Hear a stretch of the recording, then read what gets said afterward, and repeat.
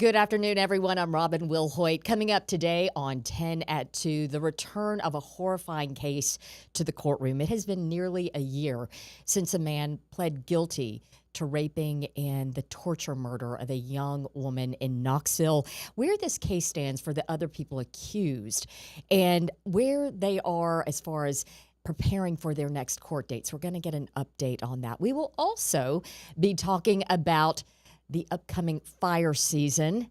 Spring, believe it or not, is the fire season as well in Tennessee as the fall season. So with that, it gives me the perfect segue to Cassie Null here to talk about our spring-like temperatures we have going today, in addition to the rain. Well, the rain is, of course, helpful for the fire season, Absolutely. which we'll get more to in just a moment. But let's go ahead and first take a look at the 7-day. Let's do it. Because we do have more rain chances coming off and on as we go throughout the next several days. So we should see the showers that are ongoing currently gradually tapering off later.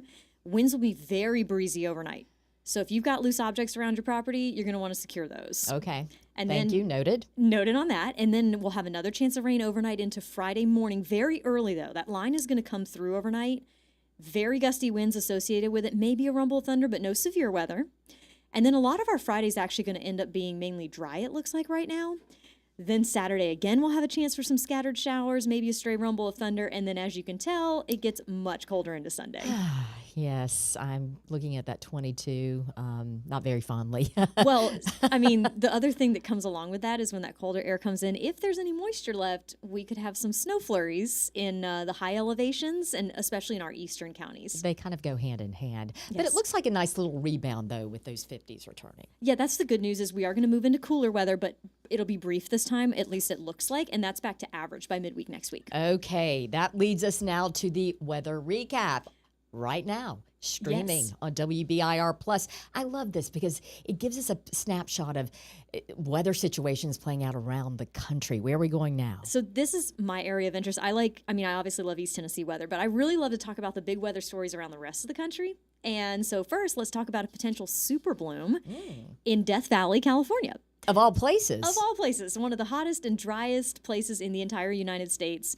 And if the rain is just right, the amount of it and the intervals at which it comes, you can have something like this happen. This is a photo from the 2016 super bloom. Stunning. It's so beautiful. In fact, here's another picture of it too. So basically, all of these seeds exist, but without the right conditions, they don't sprout. This year, they're already starting to sprout. And it happens this time of year. Yes, this is the time of year. It's usually about once every decade, so this is kind of rare for this to happen. That's why it's such a big deal when it does, and everybody flocks to Death Valley to see it. We still have a little bit more weather before these blooms come out. It also can't be too windy because that will dry them out as well. But if the conditions are just right, we'll have a super bloom. We have to have those perfect conditions. Yes. All right, let's go from beautiful rainy conditions to what's playing out in Florida. And we're talking about drought and fire there. Yes, so we're talking about how Death Valley is typically one of the driest places in the country. Well, this year, Florida is trying to take that medal at the moment. And what you're seeing on your screen is actually the drought monitor. It actually came out yesterday morning. 98% of the state is currently in drought conditions, but that darker red that you see, that is actually 67% of the state now in extreme drought conditions. You're a Florida girl. Yes. This is not typical. No. Or is it? No, this is the worst drought that they've had in over 25 years. This is bad for water supply. A lot of water restrictions are already going into place.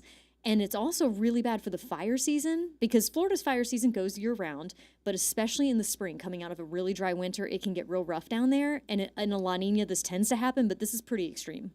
And I would have to think, and I know there's irrigation, but you need water for irrigation given the crops that come out of Florida. And worse, there's one more compounding factor to Florida right now. In addition to having the drought and the lack of water, they also had a couple really rough cold spells this year. And it nipped a lot of the plants. And so now you've got dead brush out there that wouldn't have otherwise been there. So that's another providing fuel for fires, unfortunately. This is going to be a story that's going to keep developing over the next several months, so we'll keep you updated. Well, let's keep on the fires because we are approaching spring fire season here in East Tennessee. You typically think, I at least typically think of fire season in the fall. Yes. With the dry, crunchy leaves. But here we are talking about spring fire season. And it makes sense for you to think fall because fall is our driest season of the year. The leaves are falling off of the trees and the plants and they're going into dormancy. And so, that's fuel. And we tend to have dry, gusty conditions in the fall. So fires do happen in the fall. But we actually have a secondary fire season in the spring. So the fall fire season goes from October 15th to December 15th, and the spring fire season begins on February 15th and goes until May 15th. So as that vegetation starts to come out of dormancy, it sucks all the moisture out of the ground in the spring, and you still have the dry leaves on the ground. So when you get the wind and the low humidity, that elevates the fire danger in the spring, and burn permits are required throughout the state of Tennessee through May 15th. And people need to be very aware. What can you do to protect your home, your livelihood in any fire season, be it spring or fall? Yes, and the best thing you can do is get that debris away from your home. Yes. Those dead leaves, don't leave them piled up against your house. Get them back off, clean them up, move them out of there. Any kind of dead brush that you may have around, remove that and keep your space. Basically, you want to create a fire zone around your home so that if there is a fire in your region, it can't get that close to your house. Great information to pass along, as always. Cassie Nall, thank you very much. We appreciate it. When we come back, a disturbing case returns to the courtroom. Our chief investigative producer and journalist, John North, will be updating us on the rape and the murder of a 22-year-old Knoxville woman. That's when we come back. Stay with us.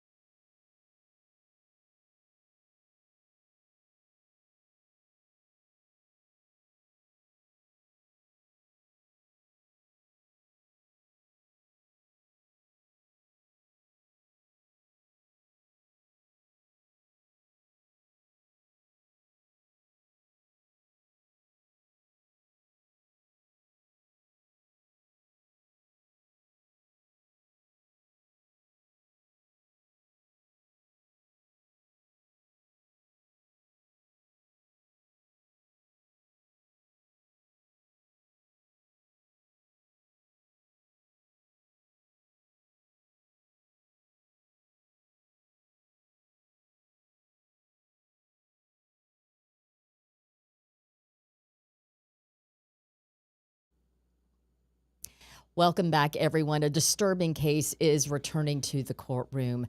Last year, a man pleaded guilty to the rape and brutal murder of a young woman, a 22-year-old woman from Knoxville. 3 of his alleged accomplices now are preparing for their time in court.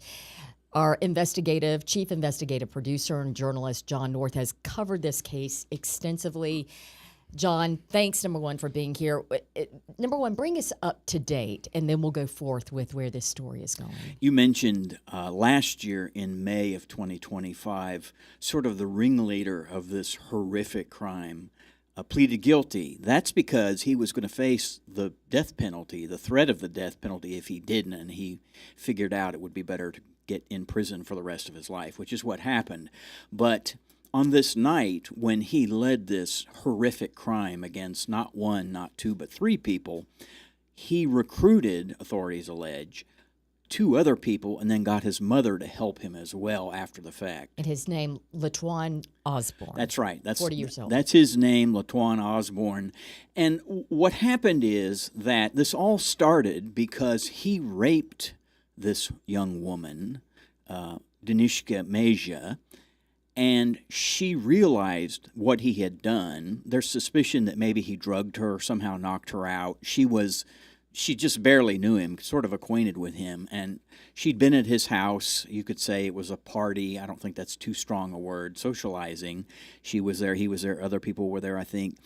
But she fell asleep, And when she woke up, she realized something was wrong. And she went to the police and she went to the hospital, which confirmed that she'd been raped. As soon as she went to the police and the police started looking at him, he decided that he would essentially take her life into his hands. This is so bad. It's gotten some attention across the country because it's about as low as a human being can go to another person. He decided, well, I'll fix you, and this is already established from the plea. He recruited, as I mentioned, a couple other people, according to authorities, a fellow named Edward Wilson and another fellow named Marquise Ellis. And they went to Danishka's house in South Knoxville on Gilbert Lane. They were wearing masks, but while they were there, according to the prosecution, Osborne lowered his and then began essentially torturing her, totally intent on murdering her. And the way he did it was thus. He forced her to ingest drugs from a bag until she died, which is extraordinary and horrific. They had guns, but no, that's not what he wanted to do with her. In fact, with the gun, he wanted Danishka, to shoot at least one of the two other people who were there in the house with her. And speaking, I'm going to interrupt you right sure. there because we talked to one of those people. Right. We have sound. Let's take a listen. After he made me watch her, he made me give her CPR. It made me feel like I had failed because I couldn't bring her back. I got shot in my hand twice. She was one of the two people in the house with Danishka. And as we Yes. heard, she was shot. Yes. So Danishka had a friend of hers who was pregnant in the house, and also the pregnant woman's boyfriend were both in the house. And Osborne wanted Danishka to shoot one of them. And she's like, I'm not going to do that. I refuse to do that. Her family said she stuck up for her friends. She would never have done something like that. Anyway, he carried on as the accomplices watched, according to authorities. And they made jokes about, well, sure, it seems like it's taking a while for her to die, until she just finally collapsed and fell unconscious from the poisonous effects of the drugs. They shot, and we'll find out, I assume, through trial. They shot, as I mentioned, the pregnant woman, and they shot, and in the shoulder, the boyfriend fired some more shots randomly, fled the house, and took Danishka's car and drove it to Knoxville College and set it on fire. It's just horrific. And I should mention as well that Osborne, at least, recorded the rape of Danishka from a few days before, and he recorded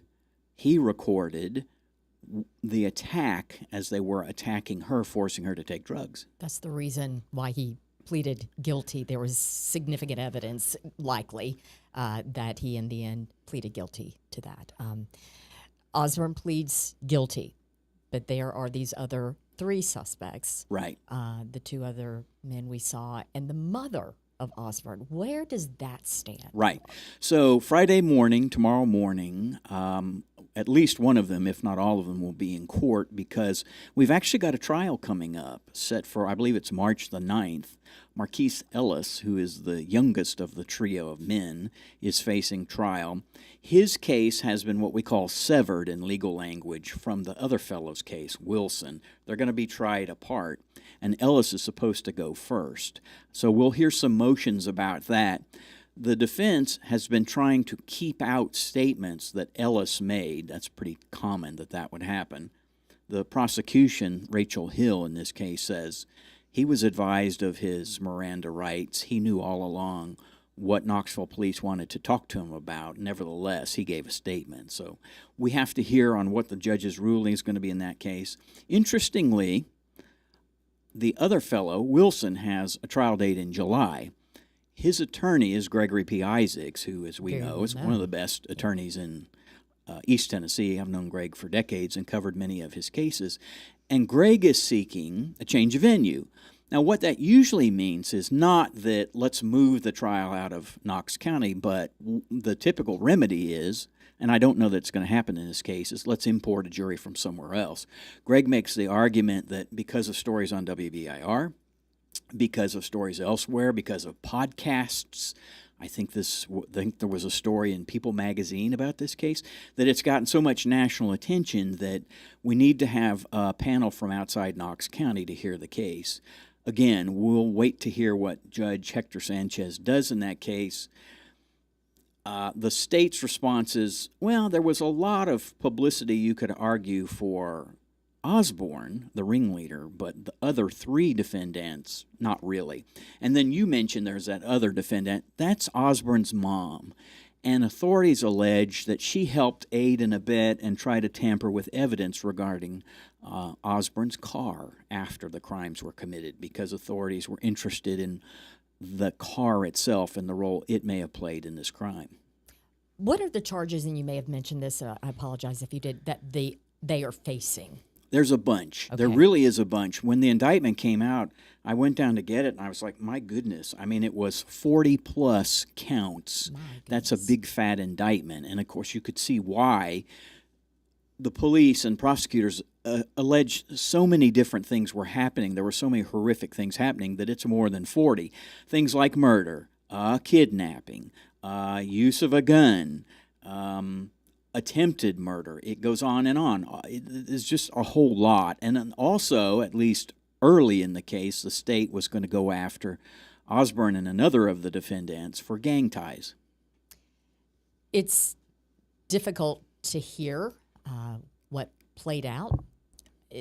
Just as us as journalists, we hear it, we have to report on it. But for a parent to have to hear this, I can't fathom. We did talk to Danishka's parents, and this is what they had to say. You know, she would do everything she had to do to make sure people were above the fray. She would ask her friends to help her make sandwiches, then go offer them to the homeless folks. She always lit up the room. She was a ball of energy. Always smart, driven, very strong-minded, strong-willed. It's not easy, but you know, I talk to her every day.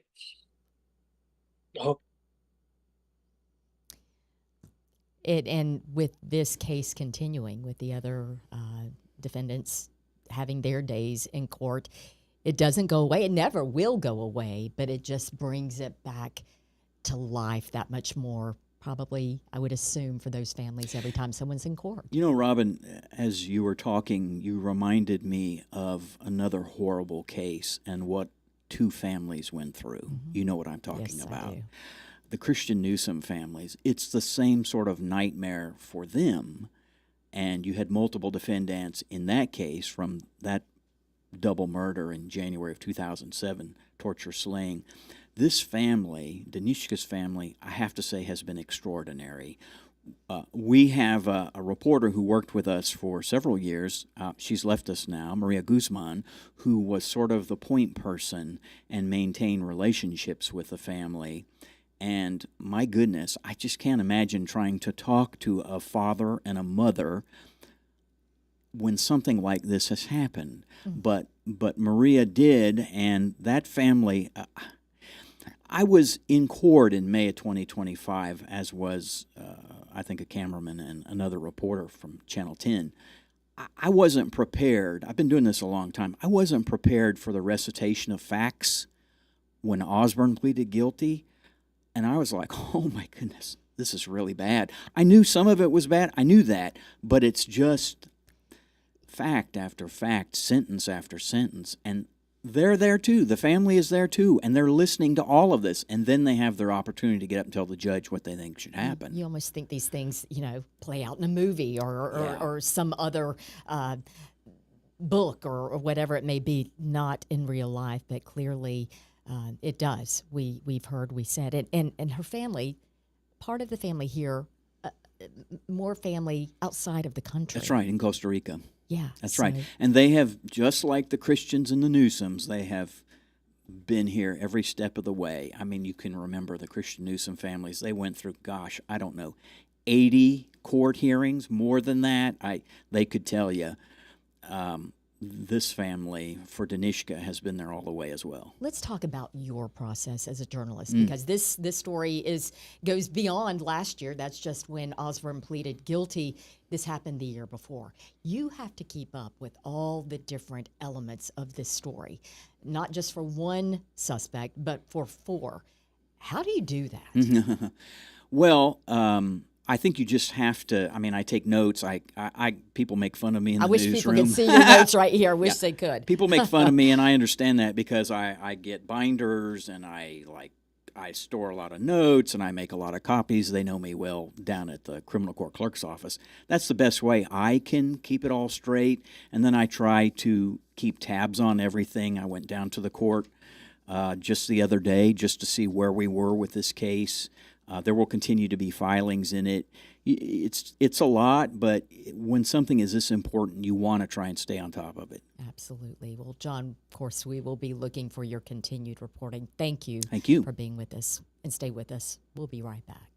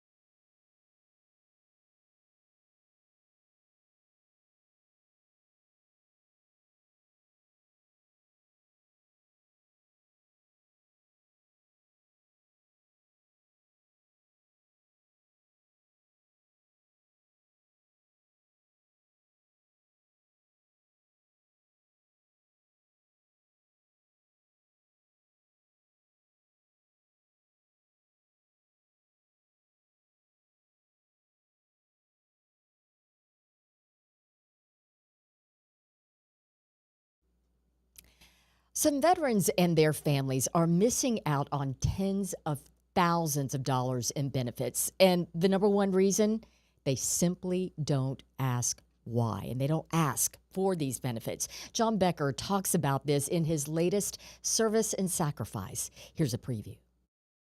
And he was how old? 68. And so he was denied? Yes. So did you ever receive any benefits? No. When did that change? The end of August this year. Thousands of dollars. Yes.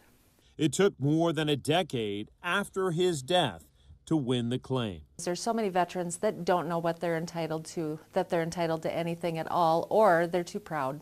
They say, give the benefit to someone else. Never feel like you don't deserve it. My husband was that way.